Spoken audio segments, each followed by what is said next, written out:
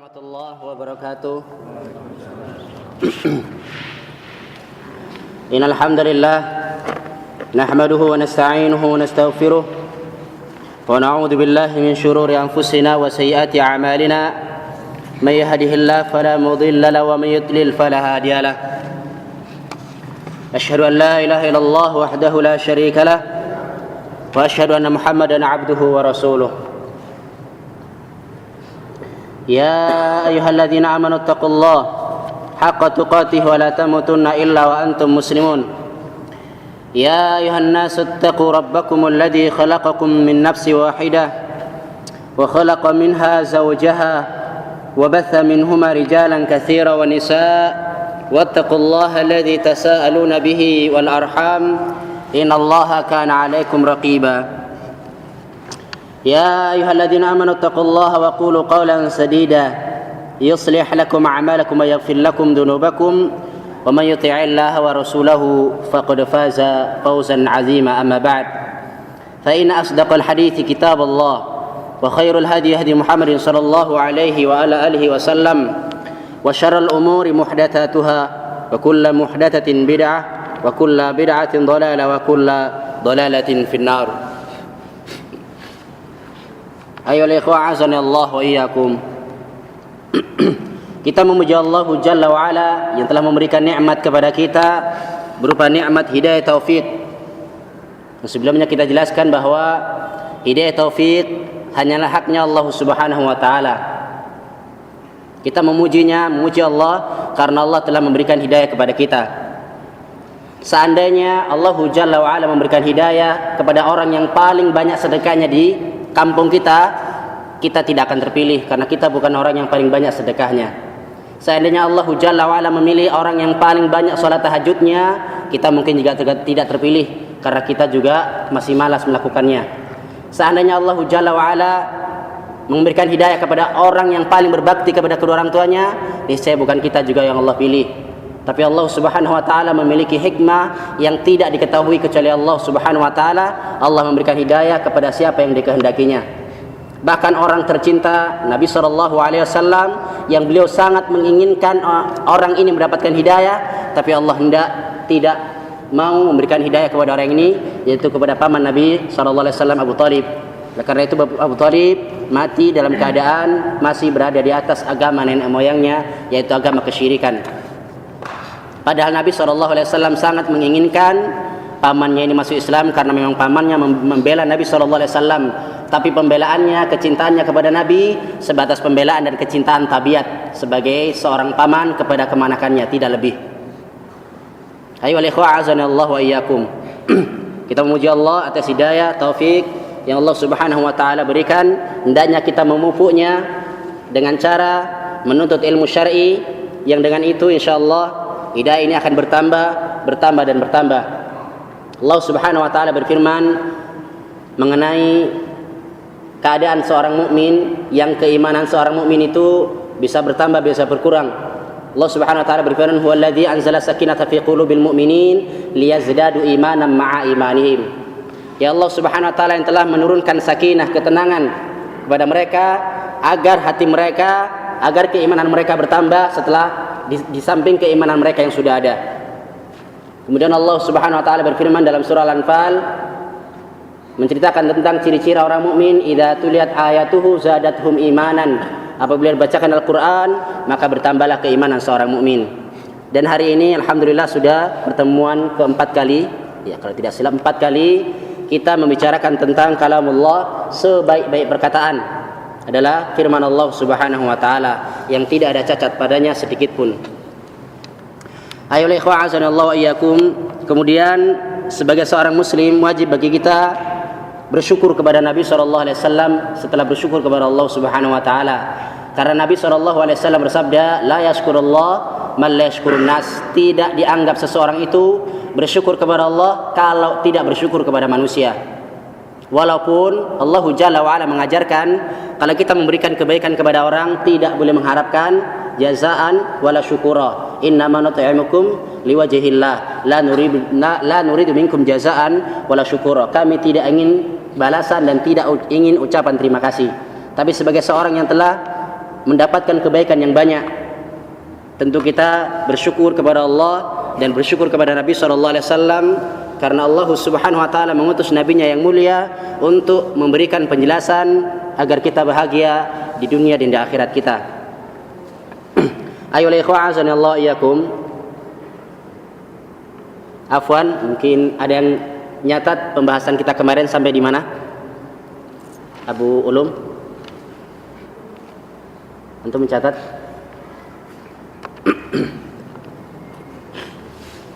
Atau ingatan kita bagus gitu ya? Kalau memori aja kalah gitu kan? Bulu terhadap orang-orang alim. Nam? Bulu terhadap orang-orang alim. Itu akidah kayaknya. Iya. Di Pondok Pelita itu. Ya.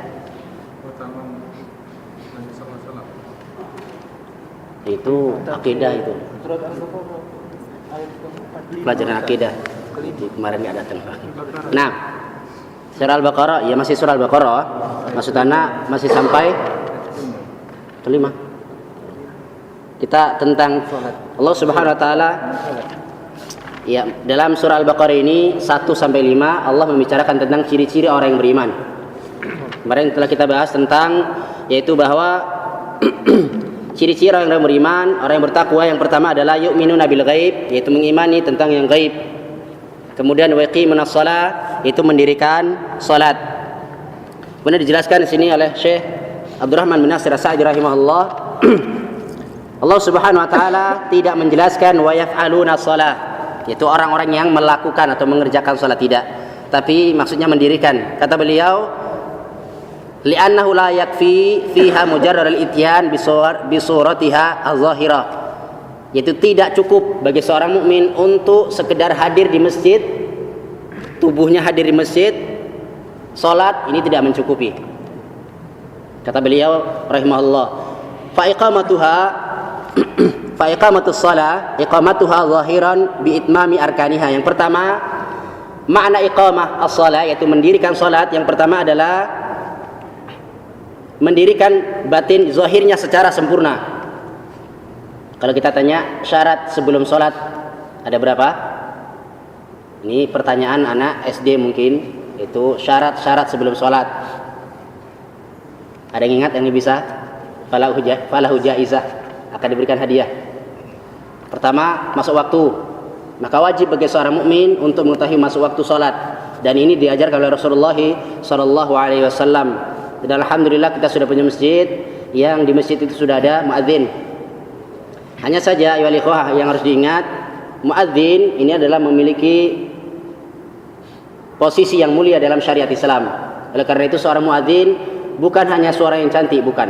Bahkan tidak ada seorang ulama pun yang mensyaratkan muadzin itu suaranya indah, tidak. Yang paling ada suaranya yang kuat.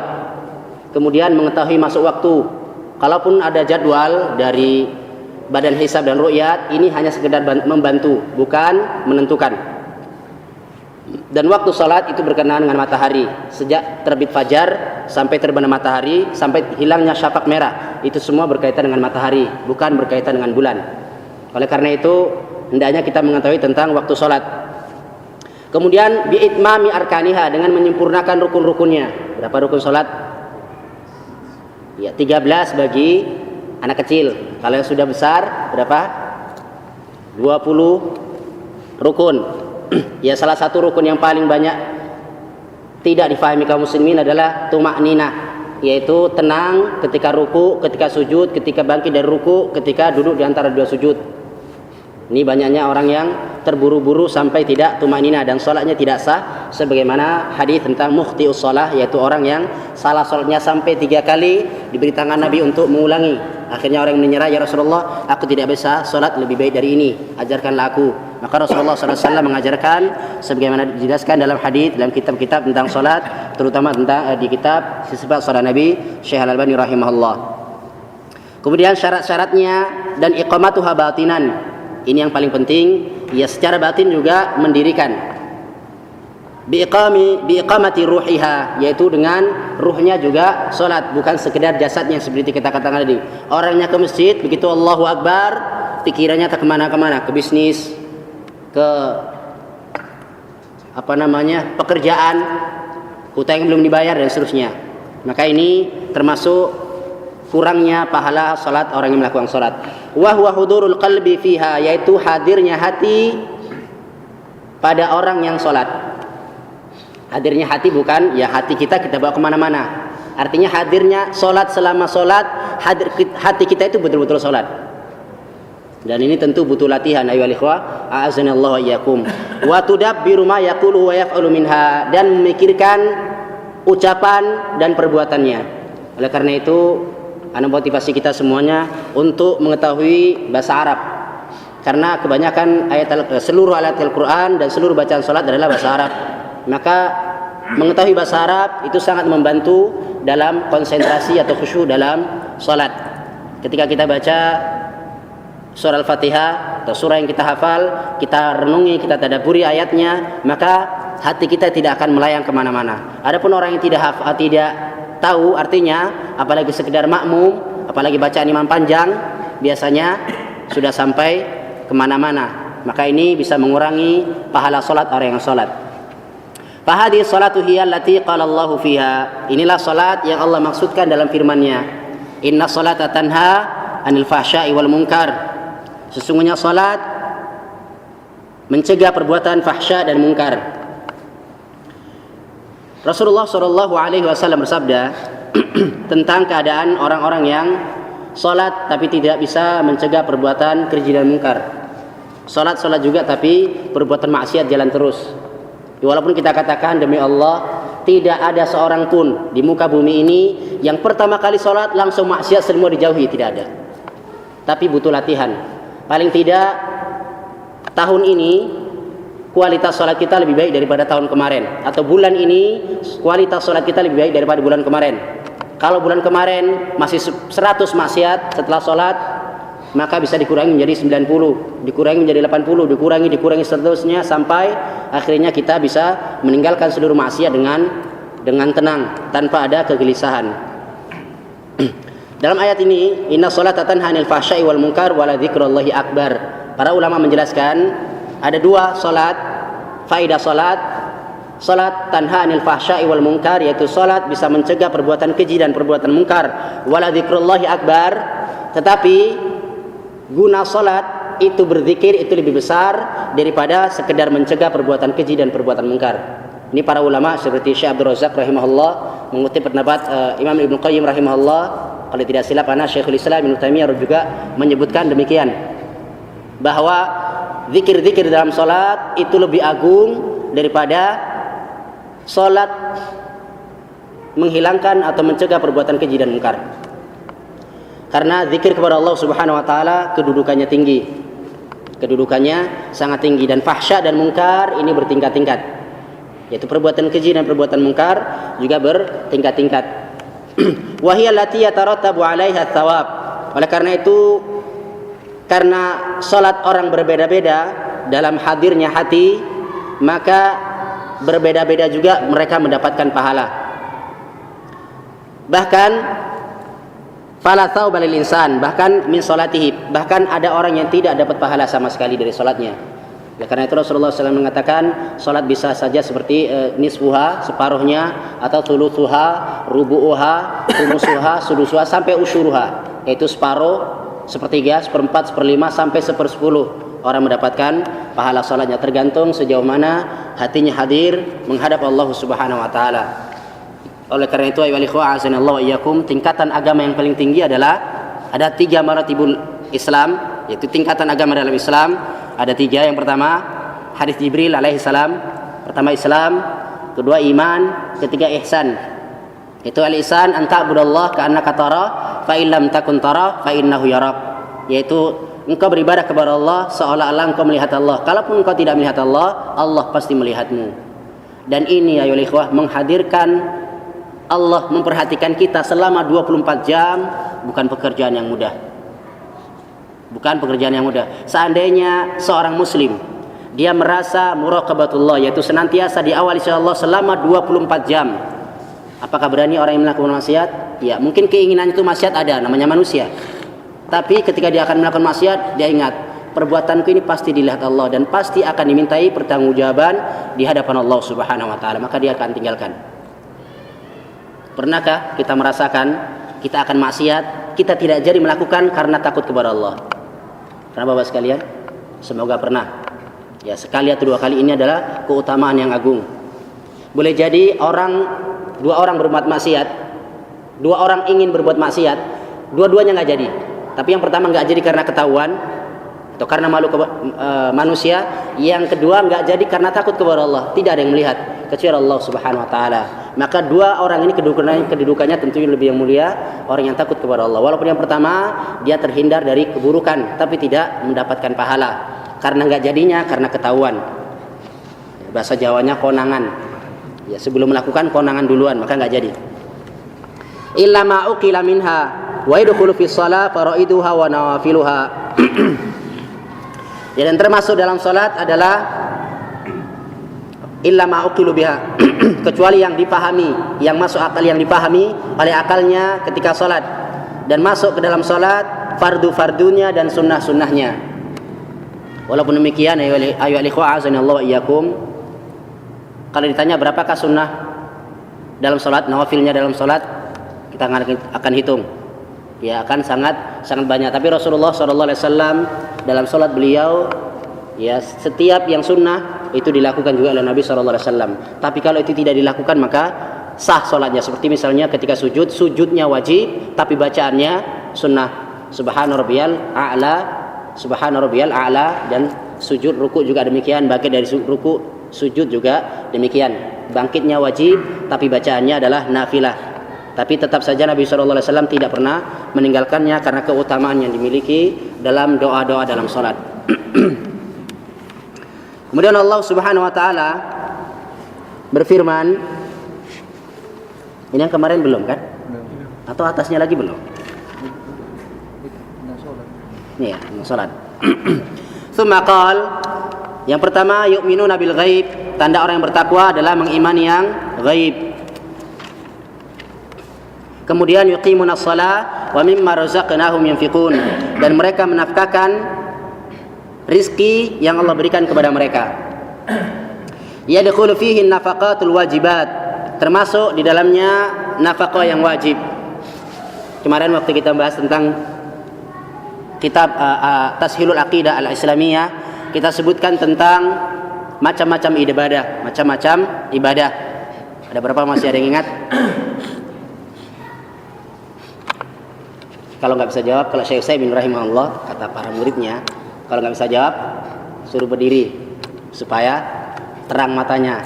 Tapi kalau di sini nanti besok nggak mau datang lagi gitu ya. Ya. Ibadah yang pertama qaulul qalbi, yaitu perkataan hati. Yang kedua amalul qalbi, perbuatan hati. Yang ketiga al-qaul, lisan, itu perkataan lisan. Yang keempat badan, ibadah badan, jawari. Yang kelima adalah ibadah maliyah, badaniyah dan maliyah yang kelima. Dan nafkah ini adalah ibadah maliyah. Dan dia terbagi menjadi dua, ibadah mahdhah dan ghairu mahdhah.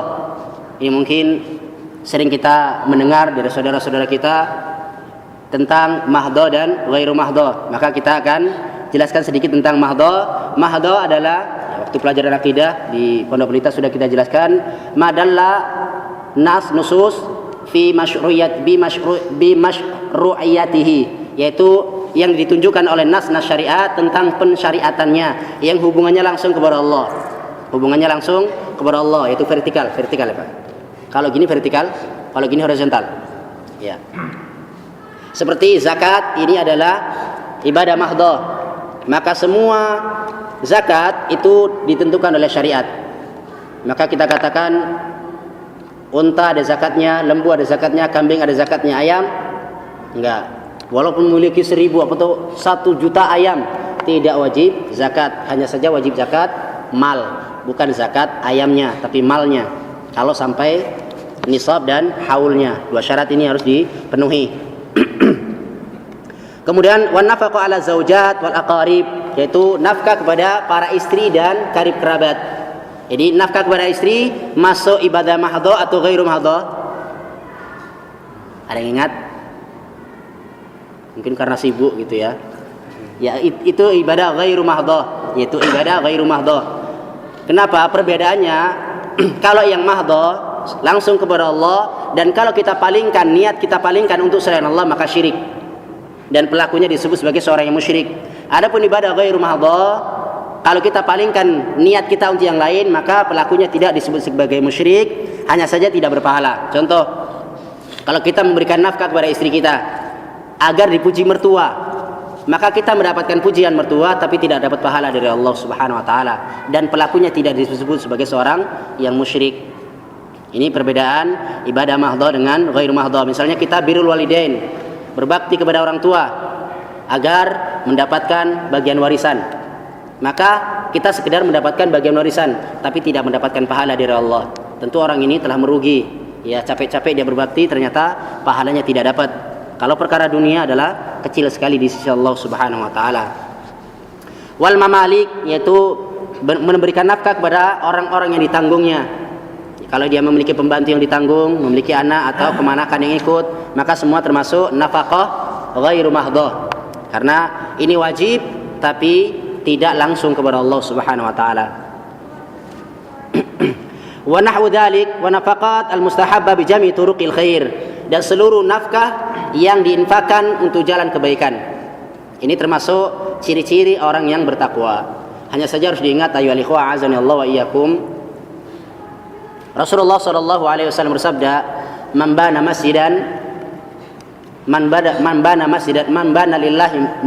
lillahi masjidan banallahu baitan fil jannah. Barang siapa yang membangun masjid karena Allah, maka Allah akan bangunkan rumah di surga. Ingat, man bana masjidan lillah. Barang siapa membangun masjid karena Allah. Adapun kalau membangun masjid bukan karena Allah, misalnya membangun masjid karena saya ketua partai, karena anggota saya sudah banyak, saya membangun masjid untuk partai ini, maka ini tidak membangun masjid untuk Allah Subhanahu wa taala, dan janji Rasulullah tidak dia dapatkan. Bahkan orang ini kelak akan dibangkitkan dan akan diazab pada hari kiamat karena perbuatannya. Karena seharusnya ini termasuk ibadah yang langsung kepada Allah Subhanahu wa taala. Kemudian dia persembahkan untuk popularitas dirinya dan kebaikan dirinya selama di dunia. Nasarallahu salamat wal afiyah. Walam yadhkur nafaqa walam yadhkuru al-munfiq alaih likathrati asbabi wa tanawwi alaih ahlihi. Ya, tidak disebutkan satu persatu tentang jenis-jenis nafkah karena banyaknya mengeluarkan harta untuk nafkah pada orang-orang yang wajib ataupun nafkah-nafkah yang sunnah. Itu yang dicintai oleh Allah Subhanahu wa taala. Ada sebuah hadis yang tadi ditanyakan. Ya, dalam hadis Rasulullah sallallahu alaihi wasallam bersabda, "As-sa'i 'alal armilati kal mujahid fi sabilillah," yaitu memberikan nafkah kepada janda seperti jihad fi sabilillah. Ini termasuk nafkah yang mustahab, bukan wajib, hanya saja mustahab. Ada janda, kita berikan nafkah, misalnya janda nenek-nenek sudah tua, kita berikan nafkah selama makannya kita berikan, maka sama orang ini seperti orang yang berjihad di jalan Allah Subhanahu wa taala. Oleh karena itu, ayyuhal ikhwah azanillahu wa iyyakum, hendaknya kalau ada ya orang-orang tua yang janda yang tidak memiliki penghasilan, tidak mendapatkan perhatian dari anaknya, hendaknya kita perhatikan agar kita mendapatkan kebaikan yang banyak. Ada sebuah kisah di Saudi Arabia. Kisah ini ya masyhur, bahwa ada seorang laki-laki yang dia tidak sholat. Dia tidak sholat. Kemudian orang ini, laki-laki ini setiap harinya, 1 hari 2 atau 3 kali mengirimkan makanan kepada seorang nenek-nenek yang sudah janda. Setiap hari dia masak sendiri dengan tangannya, dikirimkan tiap hari. Maka nenek tadi berdoa, ya Allah berikan orang ini husnul khotimah, yaitu mati dalam keadaan baik. Maka tetangganya yang soleh bermimpi, malam pertama dia dalam mimpi itu diperintahkan untuk mengajak tetangganya yang tidak pernah sholat tadi untuk umroh. Maka malam kedua mimpi, maka dia mendatangi orang alim. Kata orang alim ini, kalau besok engkau mimpi lagi sampai 3 kali, maka ajaklah dia umroh. Kemudian malam ketiga juga mimpinya sama. Maka akhirnya orang ini diajak. Ketika diajak, aku tidak bisa sholat, udah nanti diajarin. Selama di jalan diajarin. Akhirnya orang ini selama di multazam, dia nangis dengan nangis yang luar biasa di Masjidil Haram. Memang di sana ayo ikhwah azanillahu ayyakum, katanya wallahu alam karena sendiri belum pernah, mungkin banyak kita juga belum, mungkin salah satu pun ada sudah. Dan di sana memang mudah sekali kita meneteskan air mata karena syahdunya dan merasa dekatnya kita kepada Allah Subhanahu wa taala. Dan orang ini nangis akhirnya ketika mau pulang, diajak sudah pulang, sudah selesai umrah, maka kata dia, "Tunggu saya mau salat 2 rakaat." Ketika salat pas sujud mati. Lagi sujud mati orang ini. Maka suaminya ini heran, orang ini nggak pernah sholat, bahkan nggak tahu sholat, begitu diajak umroh meninggal dalam keadaan sujud.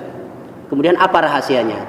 Ternyata ditanyakan sama istrinya apa rahasianya, katanya suamiku adalah orang yang setiap hari memberikan makan janda ini, setiap hari masak dengan tangannya, langsung diantar, dan nenek ini mendoakan supaya dia diberikan husnul khotimah. Ini adalah kebahagiaan yang luar biasa bagi orang ini. Seluruhnya insya Allah akan diampuni oleh Allah Subhanahu wa taala kalau dia dalam keadaan bertaubat kepada Allah Subhanahu wa taala. Syekh ana lupa, Syekh mengomentari kisah ini. Oleh karena itu, perhatikanlah diri kita, hendaklah ada amalan rahasia yang kita rahasiakan antara kita dengan Allah Subhanahu wa taala. Ya, kalaupun misalnya istri kita tahu karena memang tidak bisa disembunyikan, maka insya Allah tidak mengapa. Misalnya seperti amalan-amalan kita di rumah yang orang luar tidak tahu, hanya istri kita yang tahu, maka ini tidak mengapa, tidak memudaratkan insyaallah. Terlebih istri kita tahu, terlebih kita juga memperlihatkan kepada istri agar istri juga termotivasi, maka ini baik insyaallah selama kita memang bisa mengikhlaskan hanya untuk Allah Subhanahu wa taala. Hendaknya ada ibadah-ibadah seperti itu yang rahasia antara kita dengan Allah Subhanahu wa taala. Walianna nafaqata min haitsu hiya qurbatun ila Allah, karena sesungguhnya nafkah termasuk qurbah, yaitu mendekatkan diri kepada Allah Subhanahu wa taala. Allah berfirman, "Wa mimma razaqnahum yunfiqun," yaitu dari menginfakkan dari harta, sebagian harta yang Allah rizkikan kepadanya. Dengan mimma artinya min dan ma, tapi dalam bahasa Arab, kalau nun mati berjumpa dengan mim yang hidup, maka nunnya dibuang. Nunnya masuk ke dalam mimnya dibuang menjadi mimma. Bacanya juga sama, karena dia idgham. Idgham jadi nunnya dibuang. Asalnya min ma. Itu kalimat min menunjukkan tab'id, yaitu sebagian. Sebagian dari harta kita infakkan di jalan Allah Subhanahu wa taala. Walam yurid minhum illa juz'an yasiran min amwalihim. Yang dimaksud adalah sebagian yang mudah bagi kita untuk mengeluarkannya bagi orang-orang yang membutuhkannya atau bagi hal-hal yang bermanfaat. Ghairu dharin lahum wala muthqal, tanpa memudaratkan dan tanpa memberatkan. Seandainya kita punya gaji 10 juta kita kasihkan terakhir anak istri terlantar, ini juga tidak dibenarkan dalam syariat. Berbeda dengan Abu Bakar As-Siddiq yang keimanannya sudah sampai derajat itu, kalau kita masih sangat jauh sekali. Oleh karena itu kita infakkan yang tidak memudaratkan dan tidak memberatkan. Bal tum yunfiqunahum bi infaqihi wa yanfa'u bihi ikhwanihim, yaitu dengan menginfakkan harta mereka kepada saudara-saudara mereka sehingga bermanfaat bagi kaum muslimin. Wa qalihi wa fi qalihi, dan firman Allah Subhanahu wa taala tadi kan, wa mimma razaqnahum yunfiqun. Razaqnahum, kata Syekh As-Sa'di rahimahullah, isyara ila anna hadhihi al-amwal allati baina aydikum laysat hasilatan biquwwatikum wa malakikum. Jadi Allah Subhanahu wa taala berfirman, wa mimma razaqnahum, dan apa-apa yang kami rizkikan kepada kalian. Kata Syekh As-Sa'di, ini menunjukkan bahwa harta yang kita miliki, yang ada di dompet, yang ada di rekening kita, atas nama kita, nomor kita, itu bukan hasil pribadi kita, bukan karena kekuatan kita, bukan karena kita misalnya bekerja di tempat ini, staf di tempat ini, atau manajer atau bos ini, bukan. Tapi karena Allah Subhanahu wa taala. Makanya Allah katakan, wa mimma razaqnahum, yang kami berikan rezeki kepada kalian. Allah tidak berfirman dan yang kalian usahakan sendiri, tidak. Tapi Allah berfirman razaqnahum, itu isyarat bahwa harta ini bukan hasil dari kekuatan kita dan bukan milik kita seluruhnya. Wa inna ma hiya rizqullah alladzi khawlakum, tetapi dia adalah rezeki yang Allah berikan kepada kalian karena karunia Allah, semata-mata karunia Allah Subhanahu wa taala. Qarun la'natullahu alaih adalah orang yang sombong dengan hartanya. Kata dia, harta itu min indi anfusi, dari min ilmi indi, dari ilmu yang ada padaku. Maka kalau ada orang mengatakan aku berhasil karena usaha kerasku, ciri-ciri anak keturunan penerusnya Qarun. Ini aku berhasil karena aku gigih, tidak pernah siang dan malam aku terus-terusan memikirkan, berusaha, akhirnya aku sukses. Maka ini termasuk murid-muridnya Qarun, walaupun tidak pernah menjadi muridnya, tidak pernah bertemu dengan Qarun langsung, tapi dia telah meneladani Qarun dalam masalah ini, yaitu masalah harta. Dia sombong, padahal harta adalah karunia Allah Subhanahu wa taala. Wa an'ama bihi alaikum, dan Allah telah memberikan nikmat kepada kalian. Fakuma an'ama alaikum wa faddalakum ala katsir min ibadihi fashkuru bi ikhraji ba'di ma an'ama bihi alaikum. Karena Allah Subhanahu wa taala telah memberikan karunia, nikmat kepada kalian, yaitu keutamaan yang banyak dari hamba-hambanya yang lain, maka bersyukurlah dan keluarkanlah sebagian nikmat itu kepada Allah Subhanahu wa taala untuk li ikhwanikum al-mu'damin, yaitu untuk saudara-saudara kalian yang tidak punya. Saudara-saudara kalian yang tidak punya. Bahkan dalam sebuah hadis disebutkan, bukanlah orang yang beriman dia kenyang sementara tetangganya lapar. Kalau kita katakan, ya kami nggak tahu kalau dia habis berasnya. Kita katakan seharusnya kita tahu.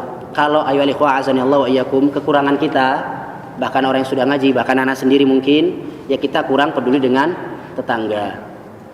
Padahal seorang mukmin, kata Rasulullah, la yuhibbu ahadukum hatta yuhibba li akhihi ma yuhibbu li nafsihi. Kalau kita punya mobil, kita ingin juga saudara kita punya mobil seperti kita. Kalau saudara kita minjem, diberikan. Ya, habis diberikan mikir kemana lah mobilnya, rusak apa enggak gitu kan. Kenapa ya ayyuhal ikhwah azanillahu wa iyyakum? Karena mobil yang besar itu sudah masuk ke dalam hati. Begitulah kita, ya, harta yang sedikit masuk ke dalam hati. Nasallallahu salamata wal afiyah. Wa katsiran ma yajma'u ta'ala baina shalah wa zakat fil Qur'an li'anna shalah mutadamminatu lil ikhlas lil ma'bud wa zakah wan nafaqah mutadammina lil ihsan ala 'abidi. Ya, beliau Syekh Sa'di rahimahullah menjelaskan, Allah banyak dalam Al-Qur'an menggandengkan antara salat dengan zakat. Karena salat mengandung makna ta'abbud kepada Allah, ikhlas kepada Allah, sementara zakat adalah nafkah kepada sesama hamba. Jadi salat hubungannya kepada Allah langsung, zakat walaupun kepada Allah juga, tapi manfaatnya untuk sesama kaum muslimin. Tsumma qala, kemudian Allah Subhanahu wa taala berfirman, tanda-tanda orang yang beriman yang keempat. Yang pertama bil ghaib wa yuqimunas shalah wa mimma razaqnahum yunfiqun. Yang keempat walladzina yu'minuna bima unzila ilaik, dan beriman dengan apa yang diturunkan kepadamu, wal Quran wa sunnah. Sebelumnya pernah saya jelaskan tentang bagaimana jin berdakwah kepada sesama jin. Jin juga mempunyai kewajiban sama seperti manusia. Mereka juga wajib salat 5 waktu. Mereka wajib salat berjemaah. Mereka sunnah juga puasa Senin Kamis, puasa Ayyamul Bid. Mereka sunnah juga zikir pagi petang, zikir sebelum tidur dan seterusnya. Mereka juga punya mushaf, punya kitab tafsir. Wallahu alam apakah kitab tafsir para ulama manusia dipakai, wallahu alam. Tapi yang jelas mereka memiliki kewajiban yang sama dengan manusia. Allah berfirman, wa sarafna ilaika nafaran minal jin yastami'una al-Qur'an, yaitu ketika segolongan jin mendengarkan Al-Quran, mereka mendengarkan dengan seksama. Ketika mereka kembali kepada kaumnya, mereka berdakwah. Itu dalam surah Muhammad, dalam surah Al-Ahqaf, di ayat-ayat yang terakhir. Itu Allah menceritakan tentang bahwa jin juga berdakwah kepada kaumnya. Apa ya Allah Subhanahu wa taala berfirman, walladzina yu'minuna bima unzila ilaik, dan beriman kepada apa yang Allah turunkan kepadamu. Kata Syekh Sa'di rahimahullah, ini meliputi 2 perkara. Yang pertama Al-Quran dan Sunnah, Al-Quran dan hadis. Kalau ada orang ngomong tapi hadis tidak turun, maka kita katakan dalilnya adalah firman Allah Subhanahu wa taala, wa anzalallahu 'alaika al-kitab wal hikmah, dan Allah menurunkan kepadamu Alkitab yaitu Al-Quran, dan Al-Hikmah adalah As-Sunnah. Kita katakan kalau Allah tidak menurunkan dalam artian lafaznya bukan dari Allah, kita katakan iya. lafaznya memang bukan dari Allah, tapi wahyunya tetap sama dari Allah Subhanahu wa taala. Oleh karena itu ayolah ikhwah, penyebutan kita mengatakan pondasi umat Islam adalah Al-Qur'an dan Sunnah. Menyebutkan Al-Qur'an dan Sunnah ini tidak menyebutkan derajat, tidak. Tidak Al-Qur'an di atas, Sunnah di bawah, tidak. Al-Qur'an dan Sunnah sejajar. Kenapa? Sama-sama dari Allah Subhanahu wa taala, sama-sama wahyu, tentunya sunnah yang sahih. Adapun perbedaannya, kalau Al-Qur'an membacanya dihitung ibadah 1 huruf 10 kebaikan, adapun hadis tidak. Kalaupun hadis berpahala belajar hadisnya, bukan belajar membaca per hurufnya. Adapun Al-Qur'an membacanya sudah dihitung ibadah, belum lagi kalau belajar seperti ini, maka pahalanya lebih besar. Dan Al-Qur'an di bawah salat, adapun hadis tidak. Misalnya kita Allahu Akbar setelah baca Fatihah, innamal a'malu binniyat wa innamal likulli imrin ma nawa, boleh? Tidak dibenarkan, karena itu bukan firman Allah Subhanahu wa taala, yang lafaznya bukan dari Allah Subhanahu wa taala, tapi maknanya dari Allah Subhanahu wa taala. Yaitu Allah berfirman, "Wa ma yantiqu 'anil hawa in huwa illa wahyu yuha." Yaitu Nabi tidak berkata dari hawa nafsunya, tapi wahyu yang diwahyukan kepada beliau sallallahu alaihi wasallam. Fal muttaqun yu'minuna bi jam'i ma jaa'a bihi ar-rasul. Maka orang-orang yang bertakwa, ciri-ciri yang keempat tadi adalah beriman kepada seluruh yang dibawa oleh Rasulullah sallallahu alaihi wasallam. Wala yufarriquna baina ba'di ma anzala ilaih, tidak membeda-bedakan. Oleh karena itu, sebagian kaum muslimin membedakan antara hadis yang mutawatir dengan hadis yang ahad. Kata mereka, kalau hadis mutawatir maka boleh diamalkan, kalau hadis ahad maka tidak. Tentu ini sebuah kesalahan. Padahal hadis ahad kalau yang sahih kita wajib mengamalkannya juga sebagaimana hadis yang mutawatir. Adapun perbedaan ahad dan mutawatirnya adalah dilihat dari banyak dan sedikitnya para perawi. Mata rantai perawi itu sedikit banyak lihat dari mutawatir atau ahadnya. Adapun kalau hadis ahad yang sahih maka sama kedudukannya dengan hadis yang mutawatir, tidak ada bedanya sama sekali. Fayu'minuna bi ba'dihi wa la yu'minuna bi ba'di. Jadi bukan tidak beriman kepada sebagian dan mengkufuri sebagian, tidak demikian keadaan orang-orang yang bertakwa kepada Allah Subhanahu wa taala. Imma yajhaduhu aw ta'wiluhu ala ghairi mudradillah wa rasulih kama yaf'alu dzalika ma yaf'alu minal mubtadi'ah. Kata beliau rahimahullah, adapun orang-orang yang mentakwil sebagian ayat Al-Quran atau hadis Rasulullah SAW tidak sesuai dengan apa yang Allah kehendaki dan tidak sesuai dengan apa yang dikehendaki oleh Rasulullah, maka orang ini telah terjatuh ke dalam perbuatan bid'ah. Alladzina yu'awwiluna nusus ad-dalah ala khilafi qaulihim, yaitu mereka memalingkan, mentakwilkan nas-nas syariat ya kebalikannya. Syariat memerintahkan demikian, dia memerintahkan kebalikannya. Waktu sudah masuk Isya, sedikit lagi masuk, maka insyaallah kita akan lanjutkan pada Isya. Insyaallah pada Isya nanti mungkin agak kita ringkas tentang ciri-ciri orang beriman, agar pertemuan berikutnya menceritakan tentang orang-orang kafir. Hanya karena demikian yang bisa Anda jelaskan. Semoga Allah Subhanahu wa taala memberikan hidayah kepada Anda dan kepada antum semuanya. Yang benar dari Allah, yang salah dari ana, dan karena kejahilan ana Allah berlepas diri darinya. Subhanallah bihamdi, subhanakallah wa bihamdika, asyhadu an la ilaha illa anta astaghfiruka wa atubu ilaik. Assalamualaikum warahmatullahi wabarakatuh.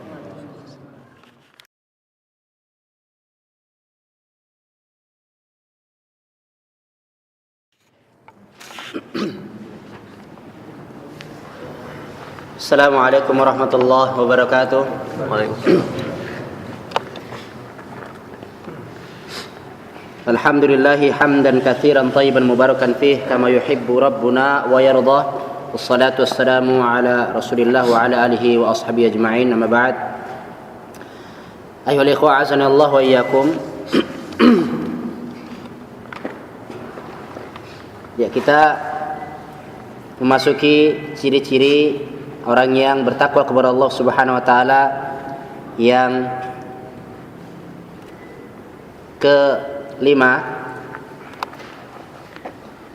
Wa qauluhu, dan firman Allah Subhanahu wa taala, wa ma unzila min qablik, dan apa-apa yang Allah turunkan sebelummu, itu sebelum Nabi Muhammad sallallahu alaihi wasallam, yashmilul iman bil kutub as-sabiqah wa yatadammanu al iman bil kutub al iman بالرسل وبما اشتملت عليه خصوصا التوراة والإنجيل والزبور.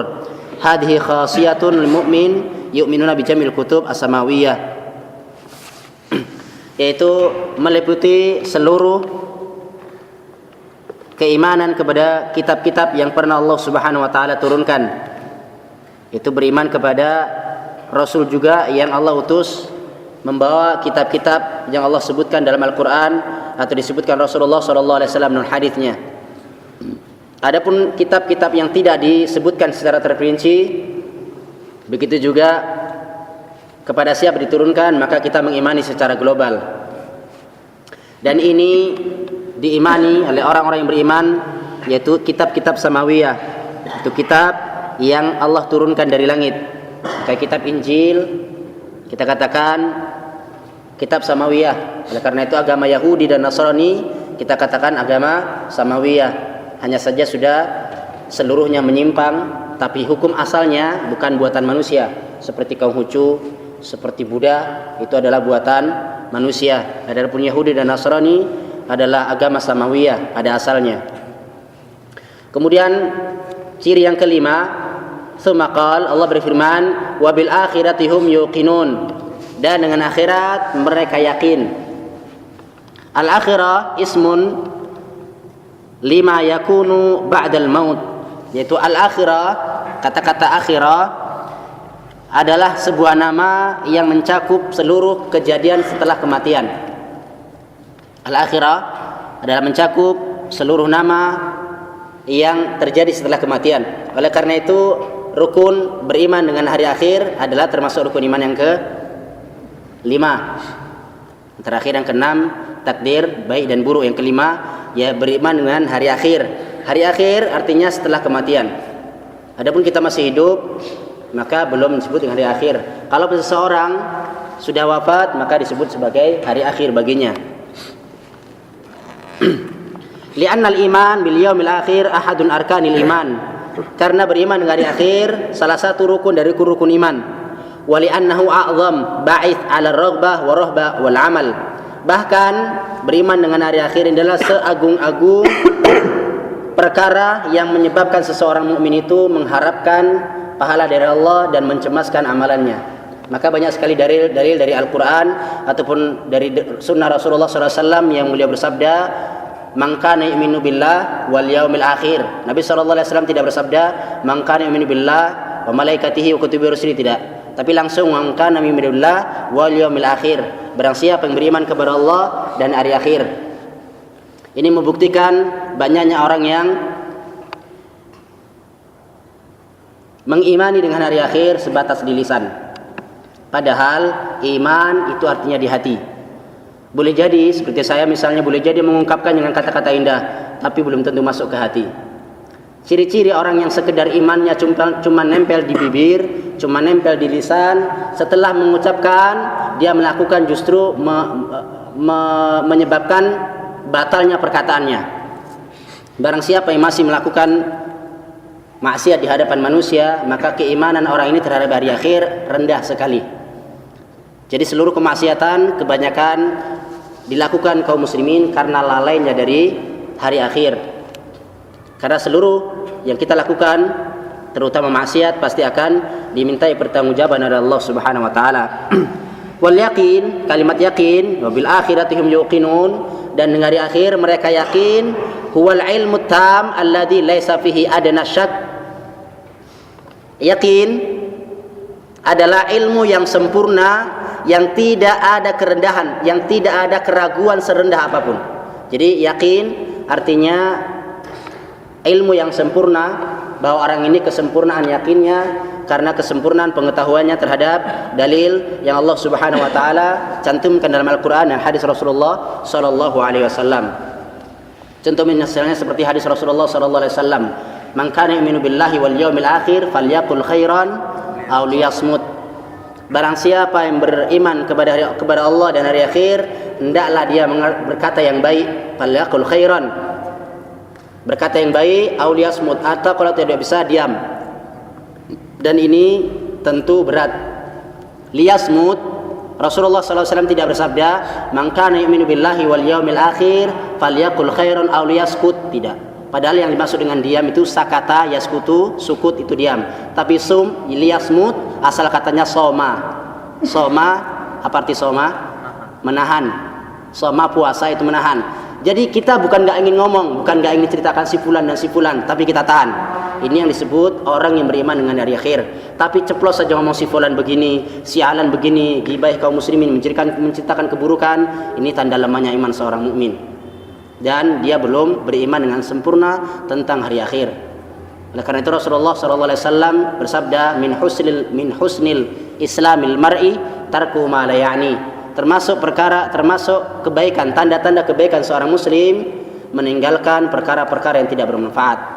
Bahkan termasuk perkara-perkara dosa ditinggalkan.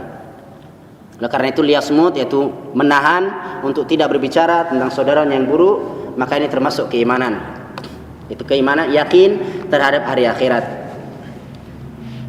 Selanjutnya Allah Subhanahu wa taala menyebutkan yaitu tentang orang yang beriman dengan yang gaib, kemudian mendirikan salat, menafkahkan rizki baik yang wajib maupun yang mustahab, yang sunnah.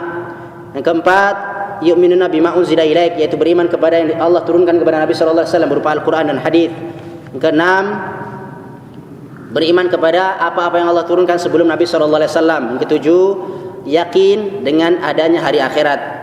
Maksudnya ya ikhwah azanillahu iyyakum, bukan sekedar yakin seluruh orang mati. Kalau seluruh orang mati, jangankan orang mukmin, orang kafir pun mempercayainya.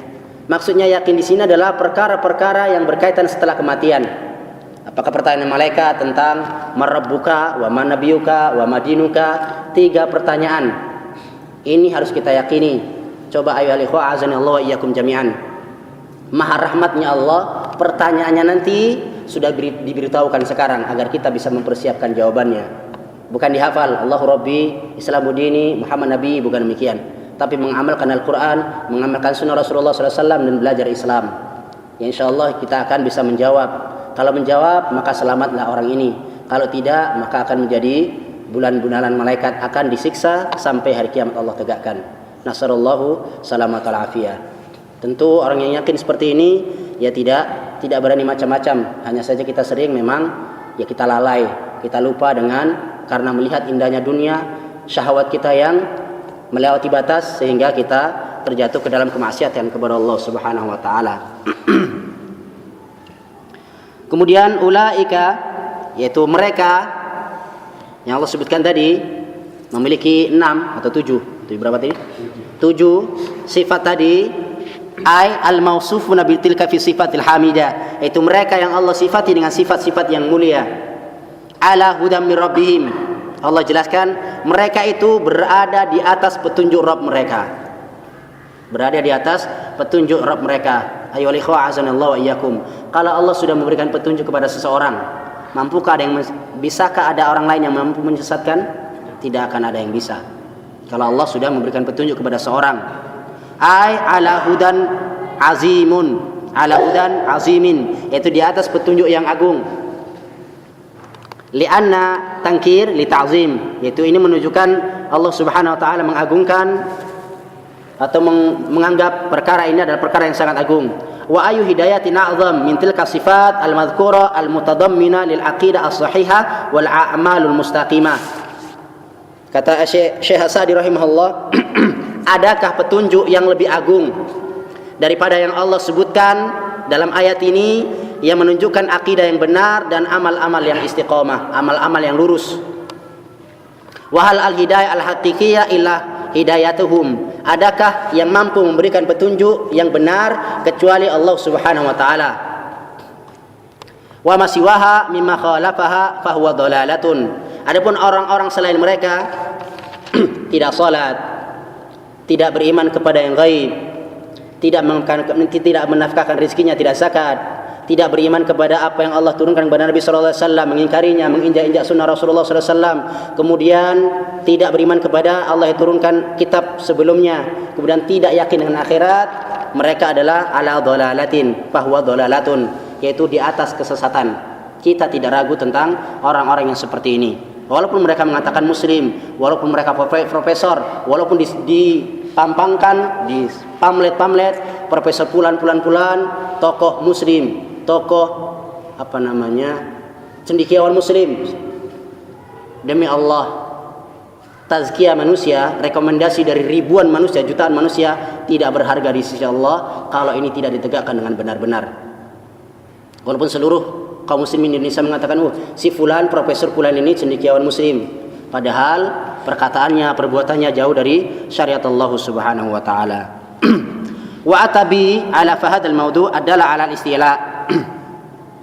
Allah Subhanahu wa taala berfirman, ulaika ala hudan. Ala maksudnya ala menunjukkan isti'ala, yaitu tingginya, agungnya hidayah dari Allah Subhanahu wa taala.